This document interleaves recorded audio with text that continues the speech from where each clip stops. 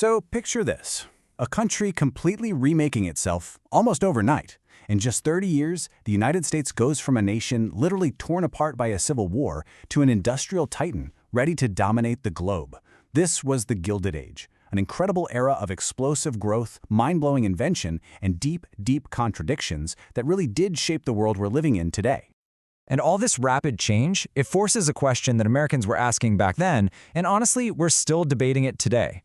When you've got skyscrapers soaring into the clouds, but down below, families are living in total squalor, was all of this progress actually good for the country? That's the central tension we're going to explore. We're talking about a really specific window of time here, 1870 to 1900. I mean, that's just 30 years. And the epicenter of this whole earthquake was the American North. It got hit with three massive forces all at once: a full-on industrial revolution, a huge wave of immigration, and cities that were just growing at an explosive rate. Okay, so first, let's just try to wrap our heads around the sheer speed and scale of this thing. It was nothing short of an explosion of change.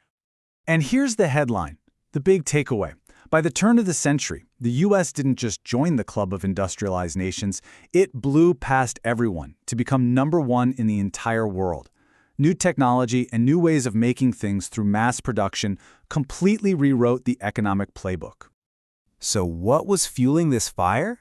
Pure innovation. Just look at the number of patents being issued. It's not a gentle slope up, it's a rocket ship taking off.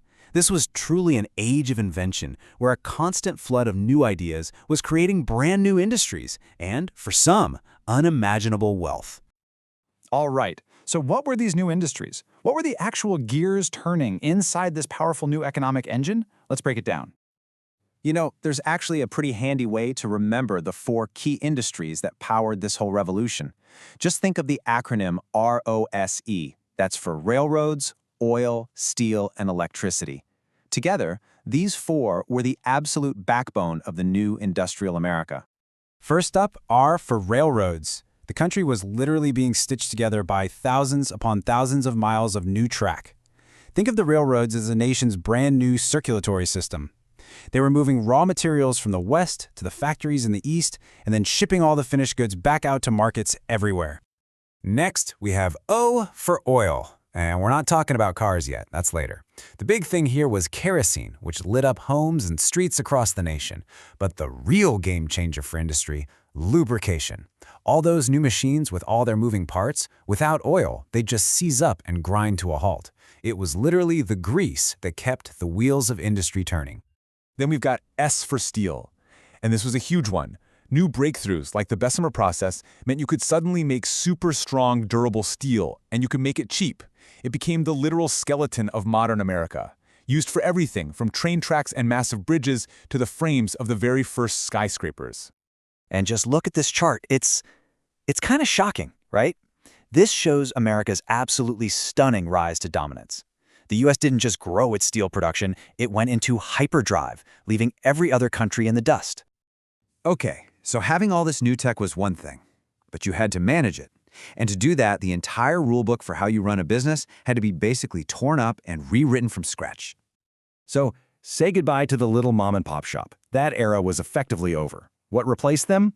Massive, massive corporations. And they used these clever new structures like something called a trust, which let a single board of directors control dozens of companies that were supposedly independent, running them all as one giant machine. And they grew using 2 really clever and, let's be honest, kind of ruthless strategies. First, you've got horizontal integration. Pretty simple.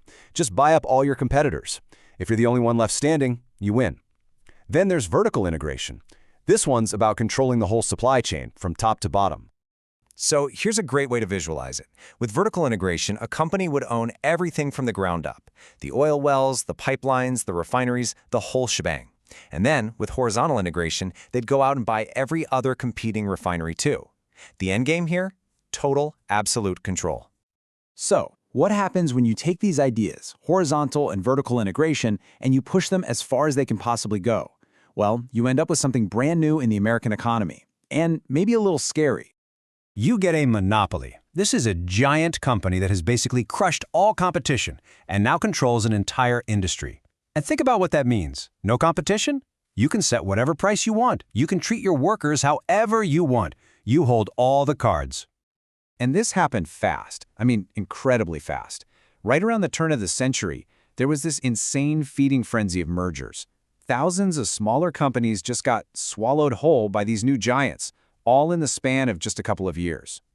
And the result of all this? It's staggering. By 1900, get this, just 1% of the companies in the U.S. controlled a full 1/3 of all industrial production. Let that sink in for a second. 1% of companies controlled 1/3 of everything. And you know, people were starting to notice. They were getting nervous. This political cartoon is probably one of the most famous from that time. It shows the Standard Oil monopoly as this terrifying octopus, with its tentacles reaching into every part of American life, even wrapping around the Capitol building itself. It perfectly sums up that growing public fear. And this all led to a huge debate, where guys like John D. Rockefeller robber barons, greedy tycoons who got rich by crushing anyone who got in their way, or were they captains of industry, brilliant visionaries who built America into a superpower?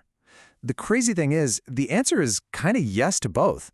Rockefeller was absolutely ruthless in business, but he also gave away a fortune, a staggering amount of money, to charity. So, when we pull back and look at the whole picture, what are we left with? Well, the name for this period, the Gilded Age, actually came from Mark Twain. And it's a perfect description, right? Something that's gilded is shiny and gold on the outside, but underneath, it's made of something much cheaper. So let's just recap the big takeaways. On one hand, the U.S. became the undisputed world leader in industry, innovation, and wealth. That's the shiny gold surface. But on the other hand, a sort of hands-off approach from the government allowed these giant monopolies to take over. And the result? A huge, growing gap between the fabulously rich monopolists and the poor immigrant workers who made their fortunes possible. And that leaves us with this really complicated legacy. Yeah, America became an industrial giant that would go on to shape the entire 20th century. But it was built on a foundation of massive inequality and unchecked corporate power that we're still grappling with today. So we end up right back where we started, with that really tough question. Was it worth it?